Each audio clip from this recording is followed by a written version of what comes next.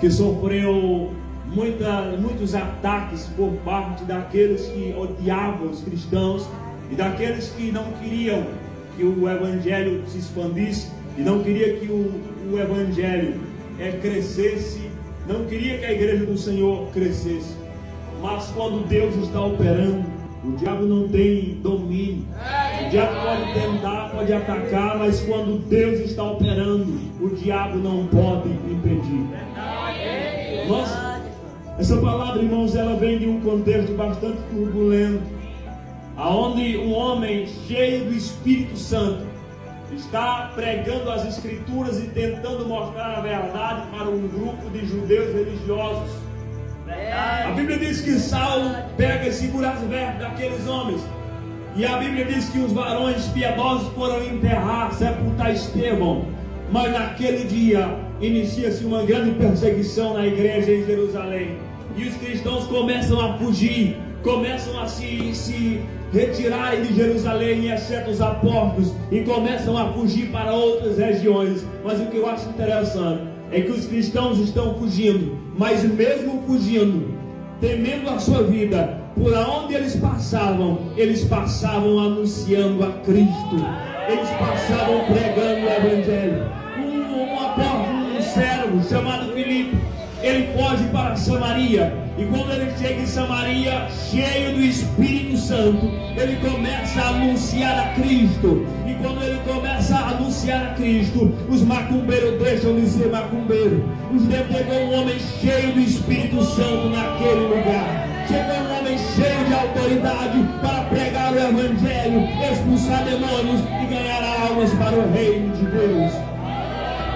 Começa uma grande perseguição, irmão. Os cristãos fogem para Antioquia, e lá eles começam a pregar o evangelho para os gregos, e os gregos começam a aceitar a fé, começam a se converter e a aceitar a Cristo como Salvador, e começam a aceitar o testemunho. Só que o inimigo é furioso.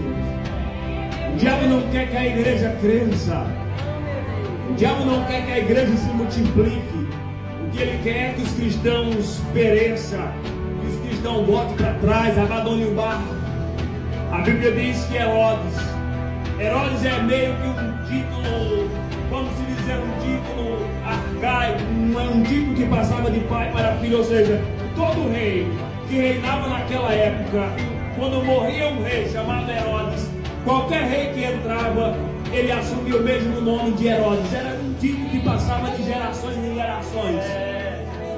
Herodes está reinando naqueles dias, e a Bíblia diz que a perseguição está grande, e Herodes prende, irmãos, Tiago, irmão de João. O diabo é tão sagaz que ele vai procurar atacar aqueles crentes que são mais fortes na igreja, aqueles crentes que estão mais firmes, fortes, e aqueles que ele mais inverte, e aqueles que ele mais procura matar, procura derrubar. Porque Paulo diz na carta aos Gálatas, no capítulo 2, versículo 9, que Pedro, Tiago e João eram considerados a coluna da igreja. E nós sabemos que uma casa que é sustenta por uma coluna, se, aleluia, ou seja, por 3 colunas, se derrubar uma dessas colunas, a casa começa a enfraquecer. E a Bíblia diz que Herodes prende a Tiago, e quando prende Tiago, mata Tiago decapitado com a espada. E a palavra do Senhor diz que aquele feito agrada os judeus. E tudo que Herodes queria era agradar os judeus. E como é um título que passa de geração em geração, o rei Herodes querendo agradar os judeus.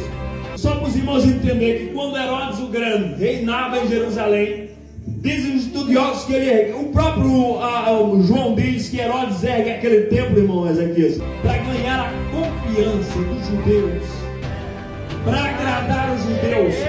Quando Herodes mata Tiago e vê que os judeus ficam alegres com isso, ele prende, irmãos, também a Pedro. Já havia matado Tiago. Era Pedro, Tiago e João considerados coluna, os líderes da igreja.